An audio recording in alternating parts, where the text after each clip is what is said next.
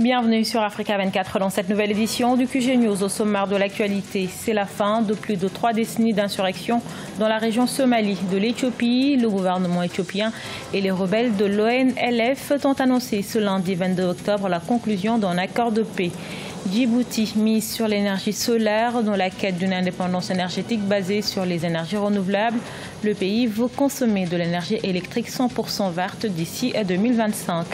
Et puis, des agriculteurs au Sénégal ont trouvé une alternative pour simuler la production agricole.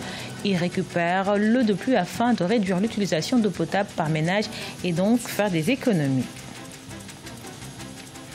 Le gouvernement éthiopien et les rebelles de l'ONLF ont fait la paix en Érythrée. Un accord de paix avec le groupe rebelle séparatiste du sud-est du pays a été conclu, mettant officiellement un terme à plus de 3 décennies d'insurrection dans la région Somalie de l'Éthiopie. Les précisions d'Ibrahima Djoumaba. En Éthiopie, le Front national de libération de l'Ogaden et le gouvernement fédéral ont signé un accord de paix. Le texte a été paraphé dans la capitale érythréenne Asmara le 21 octobre 2018, mettant ainsi officiellement fin à plus de 3 décennies d'insurrection dans la région Somalie. C'est à mettre à l'actif et au crédit du Premier ministre Abiy Ahmed qui a fait de la quiétude sociale à l'intérieur comme à l'extérieur, c'est-à-dire l'Éthiopie et ses voisins, un marqueur essentiel de sa gouvernance. Donc l'accord avec le front de la région de Somalie vient simplement rajouter de l'ampleur territoriale à cette dynamique du Premier ministre. C'est le ministre des Affaires étrangères Workne Gebeyehu et le vice-président de la région Somalie Mustafa Omer qui ont conduit ces négociations. En août 2018, le Parlement éthiopien avait retiré 3 groupes armés dont l'ONLF de la liste des organisations qualifiées de terroristes par le gouvernement. La signature de cet accord est déjà un premier pas. Il faut dialoguer, les impliquer et même suffisamment les associer dans le management du pays. Il faut investir ou alors impliquer le territoire dans le maillage économique en termes d'investissement, en termes de viabilisation des atouts dont regorge la région. Fondé en 1984, le Front national de libération de l'Ogaden réclamait plus d'autonomie, voire la sécession pour la région Somalie. En rappel, l'ONLF avait attaqué en 2007 un site pétrolier dans l'est du pays, tuant 65 Éthiopiens et 9 Chinois. Aux Comores, les tensions sont retombées sur l'île Don Juan. Depuis lundi 15 octobre, des affrontements avaient éclaté dans cette île de l'archipel. Au moins 2 personnes auraient été tuées lors d'affrontements entre les forces de sécurité et des manifestants armés se réclamant de l'opposition. L'Union africaine appelle les Comores à une reprise urgente des pourparlers de paix. Djibouti veut de l'énergie électrique 100% verte d'ici 2025. Dans la quête d'une indépendance énergétique, le développement du solaire est également une priorité pour les autorités. Le pays a l'un des taux d'ensoleillement les plus élevés au monde avec 300 jours dans l'année. Reportage de notre envoyé spécial Wendiam Valentin Compaoré, commenté par Siam Le Victoria Sedji. Djibouti veut réduire sa dépendance énergétique vis-à-vis de l'Éthiopie. En effet, le pays importe plus de 70% de sa consommation locale en électricité de son voisin, ce qui a un coût sur la productivité des entreprises de ce pays d'Afrique de l'Est. Et pour y arriver, les autorités misent sur les énergies solaires. Vous savez que Djibouti est sur le rift du Valais. Donc nous avons des potentiels en géothermique qui avoisinent les 1000 MW. Nous avons des vents avoisinant les 8 à 12 mètres de vitesse qui peuvent faire tourner des puissants générateurs. Donc je crois que nous pouvons produire une énergie suffisante pour la République de Djibouti, mais aussi l'exporter les années à venir.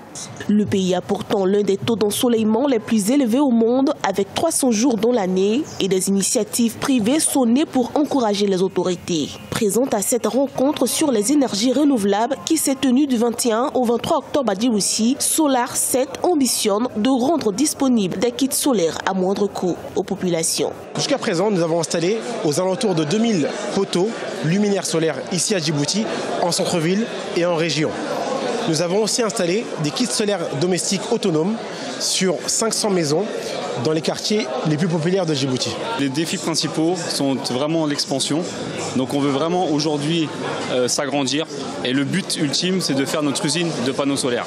Donc ça c'est dans dans les prochains mois et à terme avoir des produits 100% djiboutiens. On rappelle, le taux d'accès à l'électricité à Djibouti est de plus de 50%. L'objectif des autorités étant de consommer de l'énergie électrique 100% verte d'ici à 2025.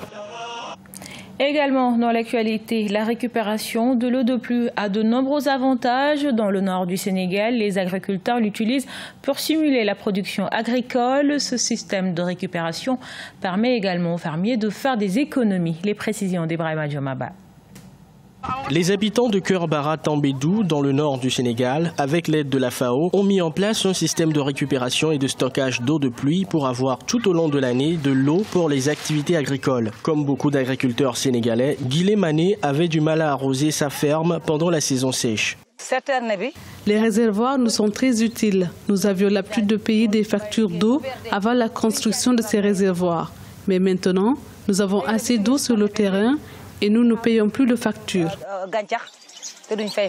Ce programme, axé sur les communautés rurales vulnérables habitant les régions arides, semi-arides et touchées par les chocs climatiques, comporte un volet de formation aux pratiques agricoles intelligentes face au climat. Par le biais de l'association d'agriculteurs, les femmes ont également créé un fonds avec les revenus obtenus de leur vente sur le marché.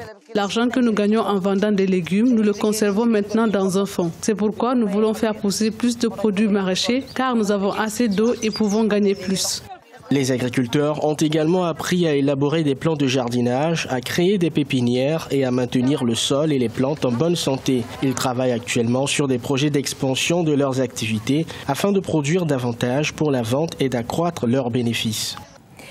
Ils sont de plus en plus nombreux, les jeunes attirés par le cinéma. En Côte d'Ivoire, à 24 ans, Jean de Dieu Conan, en plus d'une formation en économie, a préféré vivre à sa passion du 7e art en se formant par Internet. Il est aujourd'hui l'une des révélations du cinéma ivoirien. Son portrait avec notre correspondant Olivier Conan.